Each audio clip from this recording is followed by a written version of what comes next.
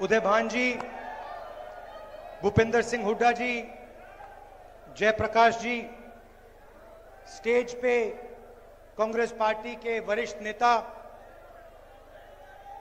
भाइयों और बहनों और कांग्रेस पार्टी के हमारे प्यारे कार्यकर्ताओं, भैया भैया ब्रदर थोड़ा पीछे आ जाओ भैया। नॉर्मली आमतौर से बब्बर शेर अकेला दिखता है, टाइगर अकेला दिखता है, यहां पे मतलब हजारों टाइगर एक साथ बैठे हुए हैं। कांग्रेस पार्टी के कार्यकर्ता, मोदी जी का आपने चेहरा देखा आजकल? देखा है? पहले 56 इंच की छाती हुआ करती थी,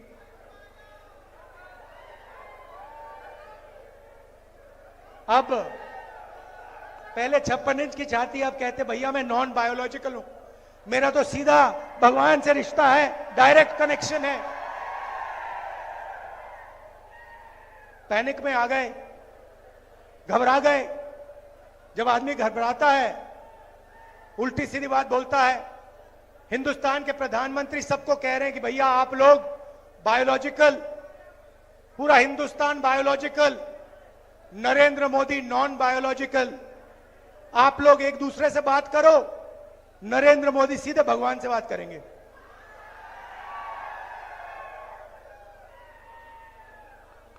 और फिर भगवान ने चुनाव में उनको सबक सिखा दिया। उत्तर प्रदेश में अवधेश सिंह ने अयोध्या में बीजेपी के कार्यकर्ता को हराया है। रियलिटी है। कुछ दिन पहले मैं अमेरिका गया, वहां बड़ा शहर है डैलस। जानते हो डैलस? नाम सुना है आपने? सुना है? डैलस सुना है? क्यों सुना है? मैं बताऊं, क्योंकि हरियाणा से हजारों युवा यहां से भागकर डैलस जाते हैं, अमेरिका जाते हैं। हरियाणा में उनको रोजगार नहीं मिल सकता,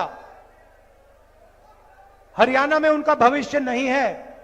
इसलिए ये सारे के सारे 15-20 हजार हरियाणा के युवा हिंदुस्तान से गए, टर्की गए, टर्की से कजाकिस्तान, कजाकिस्तान से साउथ अमेरिका, साउथ अमेरिका का पूरा चक्कर काटा, उसके बाद पनामा के जंगल से निकलते हुए अमेरिका गए। यहां उनको कुछ है नहीं, कुछ कर नहीं सकते यहां।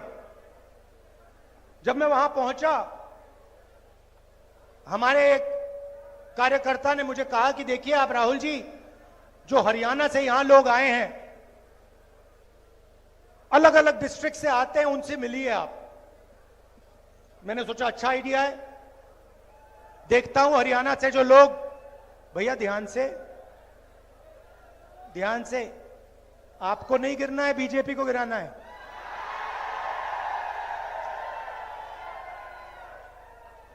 जोश बहुत है अंदर, आज फुल है,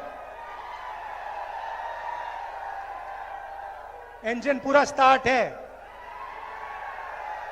तो मैंने कहा चलो जाके मिलते हैं। गया, 15-20 लोग छोटे से घर में रहते हैं, एक कमरे में, एक साथ खाना पकाते हैं, एक साथ सोते, कोई जगह नहीं। यहां से दौड़कर गए, भाग कर गए। उन्होंने मुझे बताया कि राहुल जी, समुद्र में हम गए छोटी सी बोट में, पता नहीं था क्या होगा, डूब जाएंगे, मर जाएंगे। हमारे मित्र मरे। बोट के बाद हम साउथ अमेरिका पहुंचे। साउथ अमेरिका के बाद माफियाज ने हमें पकड़ना शुरू किया। रोड पे रोकते थे, पिस्तौल निकालते थे, कहते थे पैसा दो। हमारा सारा पैसा लूट लिया। जंगल से हम निकले, पनामा के जंगल से हम निकले। हमने अपने दोस्तों को मरते हुए देखा अपनी आंखों से, उनकी लाशें देखी हैं, उन्होंने वीडियो भी दिखाई मुझे कि ये देखिए, हम नाव से ऐसे गए, हम जंगलों में ऐसे गए। मैंने उनसे पूछा, भाई एक बात बताओ, यहां से आप अमेरिका गए, कितने पैसे लगे? कहते हैं 35 और 50 लाख के बीच में लगते हैं। मैंने उनसे पूछा, भैया आप जा रहे हो, अगर आपके पास 35 लाख रुपया है तो आपने हरियाणा में बिजनेस क्यों नहीं खोला? छोटी सी दुकान क्यों नहीं चलाई? कहते राहुल जी, हरियाणा में आज 35 लाख 50 लाख के साथ भी बिजनेस नहीं खोला जा सकता है। हरियाणा में सिर्फ बेरोजगारी है और महंगाई है। यहां पे अगर कोई युवा सपना देखना चाहता है तो सिर्फ अमेरिका का सपना देख सकता है और कोई सपना बचा ही नहीं। उन्होंने मुझे बताया। मैंने उनसे पूछा, भैया बताओ, ये 35 लाख 50 लाख रुपए आपने लिए, कहां से लिए? आधों ने कहा, राहुल जी हमने अपनी जमीन बेची। दूसरों ने कहा, हमने कर्जा लिया। किस रेट पे कर्जा लिया? 2% महीने का, 24% पर हमने कर्जा लिया। मैं सोच रहा था, हरियाणा के युवाओं के लिए बैंक के दरवाजे बंद, छोटे दुकानदारों के लिए, स्मॉल एंड मीडियम मैन्युफैक्चरर्स के लिए बैंक के दरवाजे बंद, अदानी के लिए बैंक का दरवाजा खुला। आपका कर्जा माफ नहीं हो सकता। वो जो अमेरिका गए हैं उनका कर्जा माफ कभी नहीं होगा, मगर अदानी जैसे लोगों का 16 लाख करोड़ रुपए कर्जा माफ हो सकता है। किसानों का नहीं होगा, मजदूरों का नहीं होगा, अरबपतियों का होगा। कैसा हिंदुस्तान है? जिनको जरूरत है उनको नहीं मिलता है। जिनके पास पैसे की कोई कमी नहीं है, अगर उन्हें 1 लाख करोड़ रुपए चाहिए 1 लाख दे देते हैं। 2 लाख करोड़ रुपए चाहिए 2 लाख करोड़ रुपए लो। फिर उन्होंने मुझे कहा अमेरिका में कि राहुल जी एक काम कीजिए, आप हमसे तो मिल लिए, मगर हमारे बच्चे जो हैं, हमारे परिवार हैं, वो हिंदुस्तान में है। हम अब अमेरिका आ गए हैं, हम वापस नहीं जा सकते। अगर हम यहां से निकल गए, हमें वापस नहीं आने देंगे। ग्रीन कार्ड नहीं है, 10 साल लगेंगे ग्रीन कार्ड के लिए। राहुल जी एक काम कीजिए, आप हमारे बच्चों के पास जाइए, परिवार के पास जाइए और उनसे कहिए कि उनको डरने की कोई जरूरत नहीं है, उन्हें रोने की कोई जरूरत नहीं है। हम अमेरिका में हैं, हम काम कर रहे हैं, उनको घबराने की जरूरत नहीं है। तो मैंने सोचा बिल्कुल सही बात है। और जैसे ही मैं अमेरिका से वापस आया, मैं करनाल गया। वहां पे उन्हीं परिवारों के बच्चों, माताओं से, फैमिली से मैं मिला। तो आप सोचिए, एक तरफ अमेरिका में 10-15 लोग, युवा, हरियाणा के युवा बैठे, कंप्यूटर में उनका चेहरा। दूसरी तरफ हम करनाल में, हमारे साथ उन युवाओं के परिवार, छोटे छोटे बच्चे, माताएं, भाई बहन, सब एक साथ। और फिर मैंने इनसे बात शुरू की। बातचीत चल रही थी। एक मां ने मुझे कहा, राहुल जी मेरे बेटे का एक्सीडेंट हो गया, मुझे नहीं मालूम कि मैं उसे अब कभी देखूंगी। बच्चे से मैं मिला था, एक्सीडेंट हुआ, किसी ने गाड़ी मार दी, पूरी पेट की सर्जरी हुई, चल नहीं पाता है, अकेला ट्रेलर में सोता है। उसकी मैंने फोटो देखी ट्रेलर की, कुछ नहीं है उसके पास, और उसको आकर लोग पीटते हैं। रात को आकर उसकी पिटाई होती है। उसकी मां मुझे कहती है, मैं नहीं जानती कि मैं कभी उसको देख पाऊंगी। बात चल रही है और एक बच्चा छोटा सा, नाम देव, दौड़ता हुआ जाता है और कंप्यूटर को पकड़ता है, चिल्लाने लगता है, पापा पापा पापा वापस आओ, पापा वापस आओ। रो रहा है चिल्ला चिल्ला कर। मैंने ऐसी आवाज मैंने सुनी नहीं आज तक। जो मैंने करनाल में हरियाणा के बच्चे की सुनी, पापा वापस आओ, पापा देख रहा है बच्चे को, मुस्कुराने की कोशिश कर रहा है, कह रहा है कि घबराओ मत बेटा, घबराओ मत। उसके आंखों में भी आंसू हैं, वो छुपे हुए दिख नहीं रहे। बेटा चिल्ला रहा है। ये है आपका हरियाणा। बाप उधर, उसके आंख में आंसू, वो दिखा नहीं पा रहा है। बेटा इधर चिल्ला रहा है। यह हरियाणा। यहां आपको कुछ नहीं मिल सकता। आपने 10 साल इनकी सरकार देखी है। यहां पे आजकल ड्रग्स फैल रहा है, पूरा हिंदुस्तान जानता है। पता नहीं आपने सुना या नहीं सुना, अदानी के पोर्ट में हजारों किलो हेरोइन पाया गया था। अखबार पढ़ा आपने? पढ़ा? किसी पर कार्रवाई हुई? कोई कोर्ट केस हुआ? किसी को पकड़ा गया? नरेंद्र मोदी ने कहा कि भैया अदानी के यहां पोर्ट में हेरोइन पकड़ा गया है, मैं कार्रवाई करूंगा, मैं देखूंगा हरियाणा कौन कोकेन भेज रहा है, कौन हेरोइन भेज रहा है। बोला नरेंद्र मोदी ने? क्यों नहीं बोला? क्यों नहीं बोला? क्योंकि अदानी उसकी मार्केटिंग करता है। यहां किसानों से उनका हक छीना जाता है। रोज आप मेहनत करते हो, आप प्रोडक्शन करते हो, आप देश को भोजन देते हो, आपको सही दाम मिलता है? धान के लिए, गेहूं के लिए सही दाम मिलता है? अरे भाई, किसी के जेब में तो पैसा जा रहा है ना। अगर आपके जेब में नहीं जा रहा, पैसा आसमान में तो नहीं उड़ रहा ना, किसी ना किसी के जेब में तो जा रहा है ना।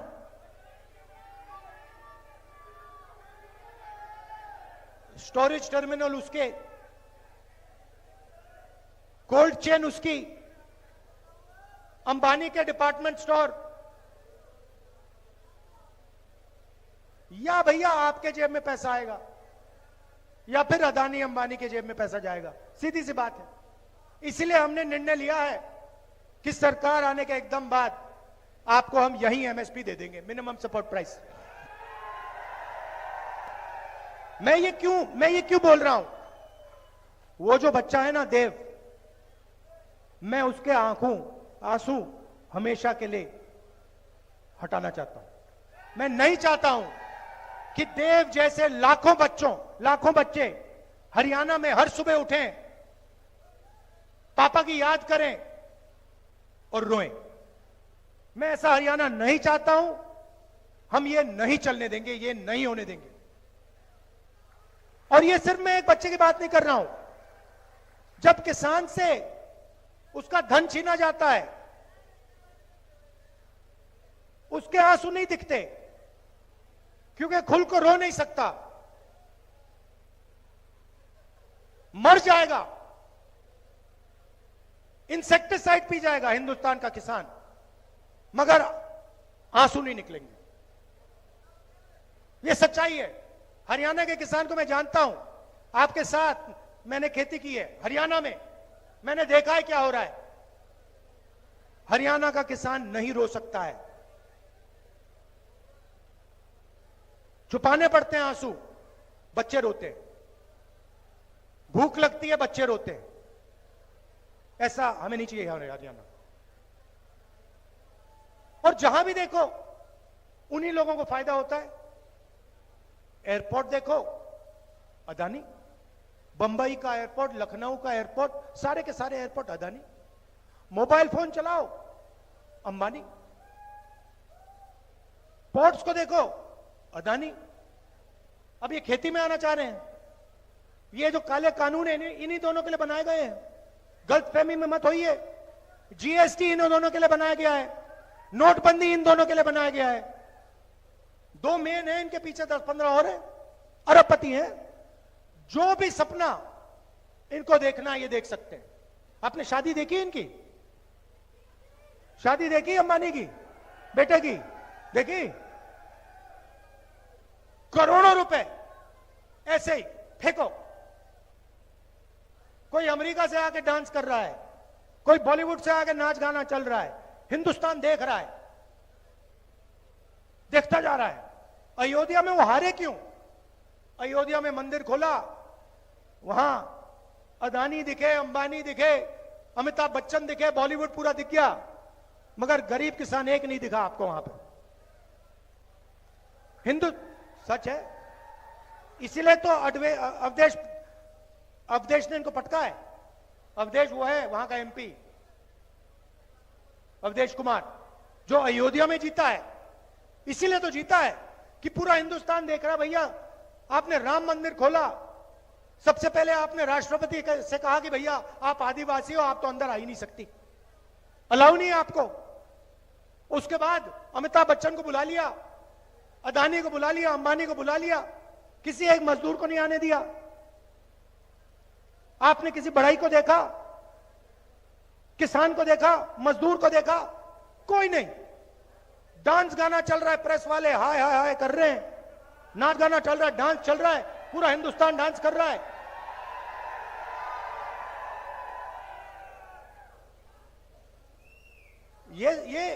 ये रियलिटी है आपकी। तो अब आप कहोगे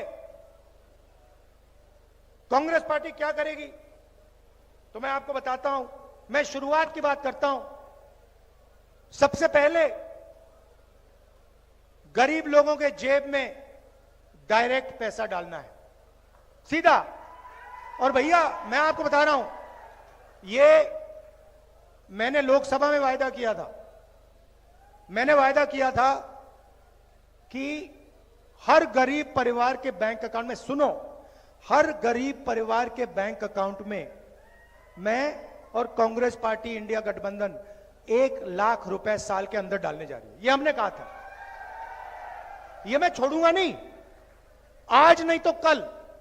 मैं बता रहा हूं, याद रखो आप, जितना पैसा इन्होंने अंबानी अदानी को दिया ना, मैं उतना ही पैसा निकाल कर हिंदुस्तान के किसानों को देने जा रहा हूं। मुझे कोई फर्क नहीं पड़ता मीडिया वाले कुछ बोले ना बोले। छोटे बिजनेस वालों को, मिडिल साइज बिजनेस वालों को, बेरोजगार युवाओं को, किसानों को, मजदूरों को, जब नेशनल लेवल पे सरकार आएगी हमारी जो आने वाली है, उसी टाइम जितना पैसा नरेंद्र मोदी ने अदानी और अंबानी को दिया है, गिनती से मैं उतना ही पैसा हिंदुस्तान के गरीब लोगों को दूंगा। मगर अब हरियाणा की बात, अब हरियाणा की जनता के जेब में डायरेक्ट हम पैसा डालना चाहते हैं। सबसे पहले महिला शक्ति प्रोग्राम, 2000 रुपए महीने के महिलाओं के बैंक अकाउंट में हरियाणा की सरकार डालने जा रही है। सिलेंडर कितने का है आजकल? कितने का है? 1100, 500 का हो जाएगा।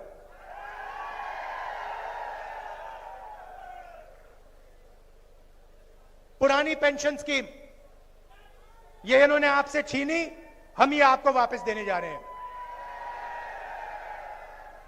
6000 रुपए बुजुर्ग लोगों को, डिसेबल्ड लोगों को और विधवाओं को 6000 रुपए महीने के। युवाओं को जो सरकार में 2 लाख वैकेंसीज हैं वो हम देने जा रहे हैं। मगर सुनिए, सबसे जरूरी बात सुनिए, ये जो 2 लाख नौकरियां दी जाएंगी, हरियाणा के युवाओं को दी जाएंगी, ये हर एक जात को, सबको फेयरनेस के साथ इक्वली दी जाएंगी। ये हरियाणा की हर एक जात को ये नौकरियां मिलेंगी, सबकी सबको। किसानों को मैंने कहा कि एमएसपी गारंटी करके हम आपको देंगे, और जो आपका बीमा का पैसा है वो आपको 6 महीने बाद, 1 साल बाद, 3 साल बाद नहीं मिलेगा। जैसे ही नुकसान होगा उसके एकदम बाद आपको आपका बीमा का पैसा दिया जाएगा। गरीबों को 100 गज का प्लॉट, 3.5 लाख रुपए 2 कमरे के घर के लिए, और 300 यूनिट फ्री में बिजली, 25 लाख रुपए का हेल्थ इंश्योरेंस, जैसे हमने राजस्थान में किया था, हम हरियाणा में करने जा रहे हैं। आखिरी बात मैं आपसे कहना चाहता हूं, लड़ाई कॉन्स्टिट्यूशन को बचाने की है, ये आप समझ लीजिए।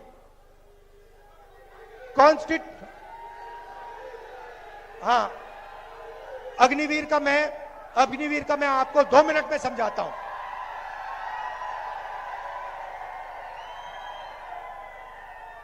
देखिए ना, फिर से मैं देव की बात करता हूं। वो बच्चा जो रो रहा था, वो क्यों रो रहा था?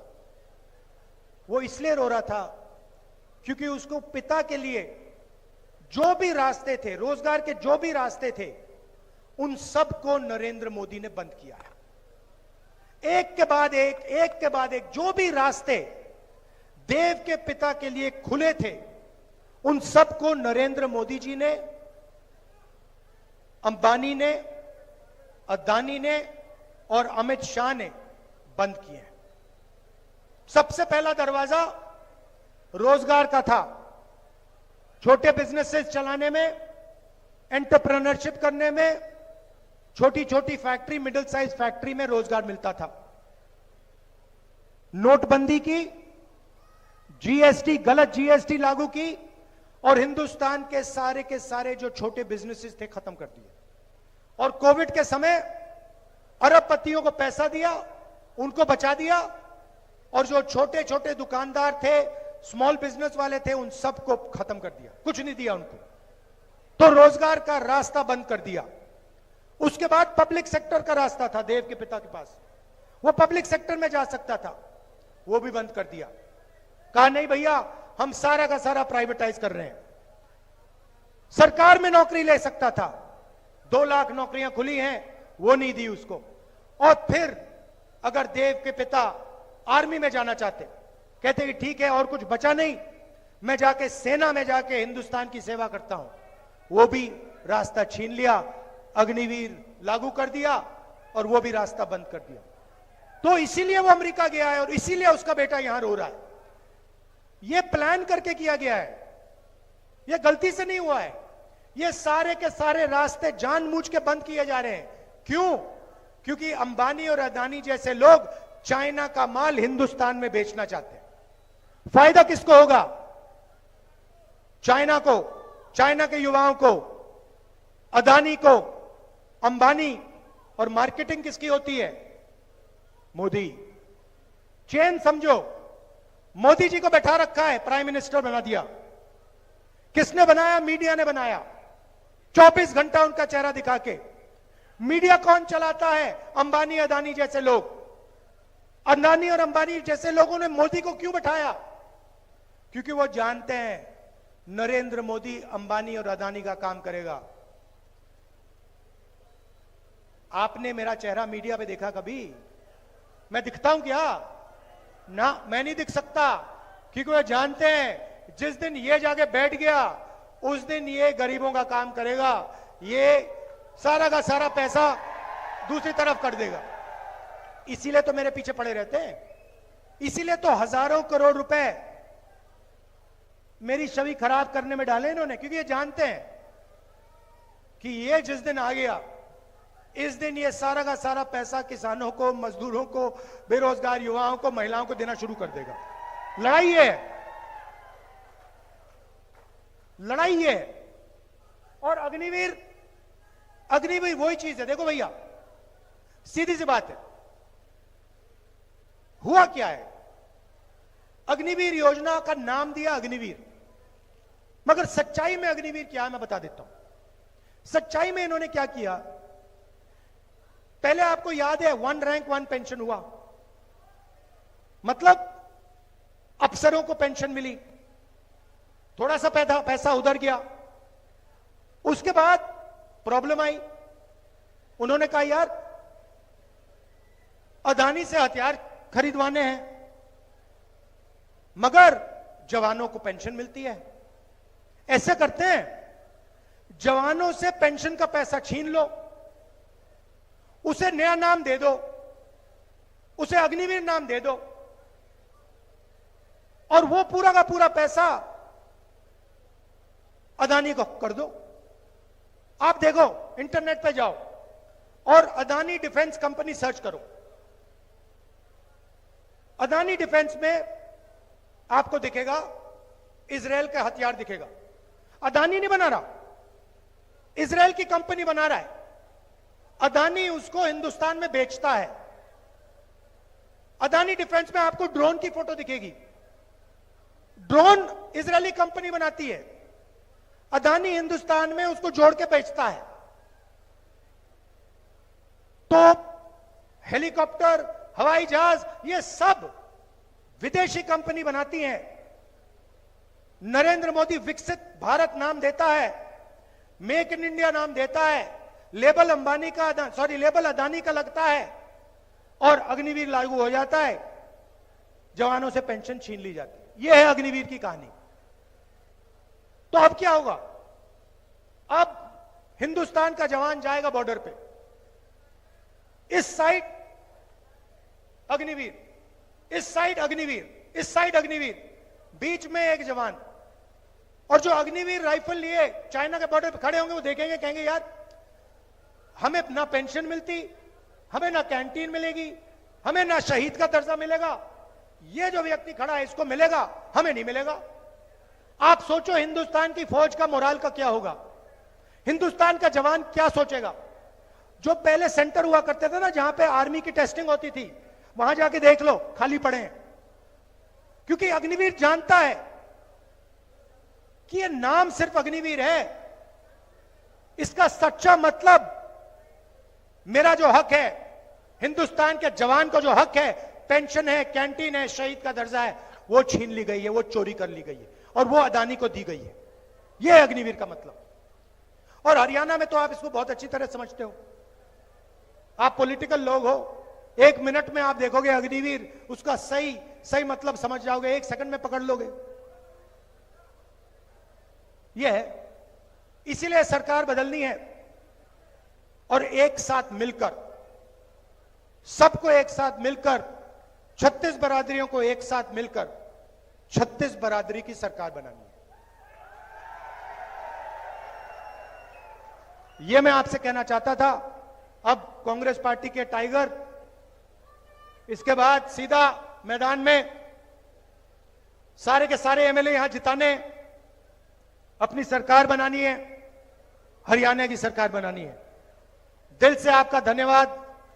आप जानते हो, जब भी मेरी जरूरत हो, पार्लियामेंट में कुछ बुलवाना हो, लोकसभा में कुछ कहलवाना हो, हरियाणा की कोई भी मदद करवानी हो, मुझे बुलाओ, मैं यहां हाजिर हो जाऊंगा।